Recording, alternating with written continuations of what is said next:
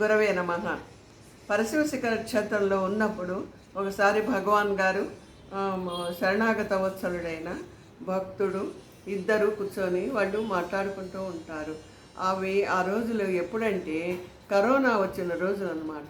బాగా ఉధృతంగా కరోనా వచ్చి చాలామంది మనుషులు పాపం పోతున్నప్పుడు శిష్యుడు అంటారు, భగవాను ఇంతమంది పోతున్నారు, ఏమిటి దీనికి కారణము అని చెప్పి భక్తుడు అడుగుతారు. అంటేను భగవాన్ అన్నారు, మరి వాళ్ళందరూ పోతున్నారు కదా భగవాన్, మరి అన్ని గుళ్ళన్నీ మూసున్నాయి, మఠాలన్నీ మూసున్నాయి, వీళ్ళు కోరికలు కోరుకొని భగవంతుడికి ప్రదక్షిణాలు చేయాలన్నా కూడా మరి మొక్కుకొని మొక్కులు తీర్చాలన్నా కూడా గుళ్ళు కూడా తెరిచి ఉండటం లేదు కదా, మరి వాళ్ళ పాప పరిహారం ఎలా పోతుంది ఏమిటి అని భగవాన్ని అడుగుతారు శిష్యుడు. అంటే భగవాన్ చెప్తారు కదా, కరోనా అది ఒక శక్తి మాత అన్నమాట.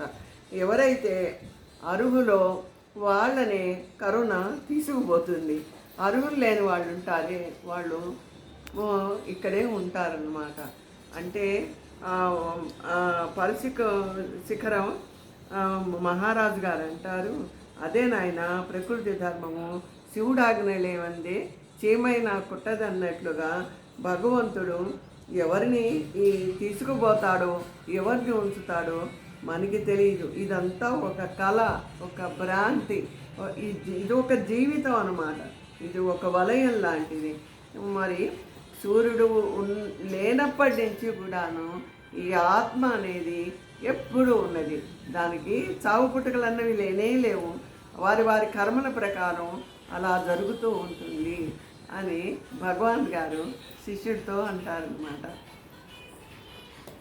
భగవాన్ అంటారు, శివుడాజ్ఞ లేదే ఏమైనా కుట్టదు కదా నాయన, అలాగే ఇదంతా ఒక కళ, ఒక భ్రాంతి.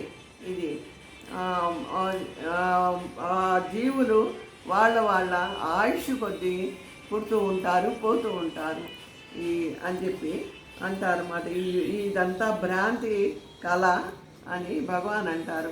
ఈ ఆత్మ అన్నది, ఈ పరమాత్మ అన్నది, ఇది సూర్యచంద్రులు లేనప్పటి నుంచి కూడా ఉన్నదన్నమాట. ఎప్పటి నుంచో ఉన్నది. అందుకని ప్రపంచం అంతా ఒక భ్రాంతితో, కళతో నిండి ఉన్నది.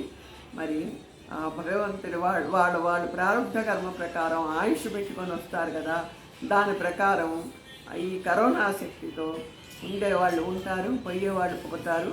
ఇది మన చేతిలో లేదు నాయన అని శిష్యుడితో భగవాన్ అంటారు. ఈ చావు పుట్టుకలు ఉన్నాయి చూశారు, కేవలం మనం పాత వస్త్రాన్ని విడిచేసి కొత్త వస్త్రం కట్టుకున్నటువంటిదేనమాట అని భగవాన్ గారు ఎంతో వివరంగా, చక్కగా, తేలికగా అర్థమయ్యేటట్టుగా చెప్పారు. నిజంగాను భగవాన్ గారికి హర హర మహాదేవ.